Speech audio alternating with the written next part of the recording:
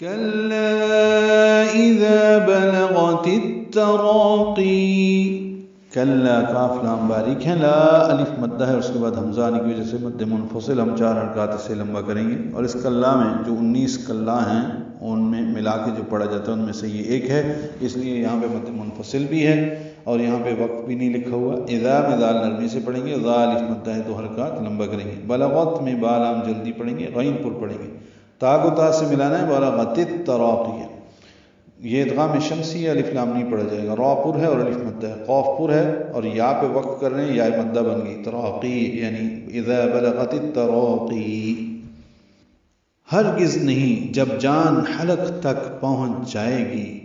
وقیل من راق، وقیل واو ہنڈ کی نہ تمام گلائی سے ادا کریں گے، قاف پر ہے، قی یا مدہ ہے، 2 حرکات لمبا کریں گے، من راق۔ نون ساکن پہ ہم نے سکتہ کیا ہے، یہ سکتہ واجب ہے، پورے قرآن کریم میں 4 سکتے واجب ہیں، ان میں ایک سورۃ الکہف کی پہلی آیت کے آخر میں ہے، اسی طرح دوسرا سورۃ یاسین میں ہے، اور تیسرا یہاں پہ ہے سورۃ القیامہ میں، اور چوتھا سورۃ المطففین میں ہے۔ تو یہ 4 سکتے ہیں، ان میں سانس توڑے بغیر آواز کو روکنا ہوتا ہے، وقیل من راق، اور قاف پہ قلقلہ کریں گے، وقفاً را پر پڑھیں گے اور قاف بھی پر ہوگا۔ ملانے کی صورت میں راقیوں میں ادغام ناقص مع الغنہ ہوگا، آگے وہ آ رہی ہے۔ اور کہا جائے گا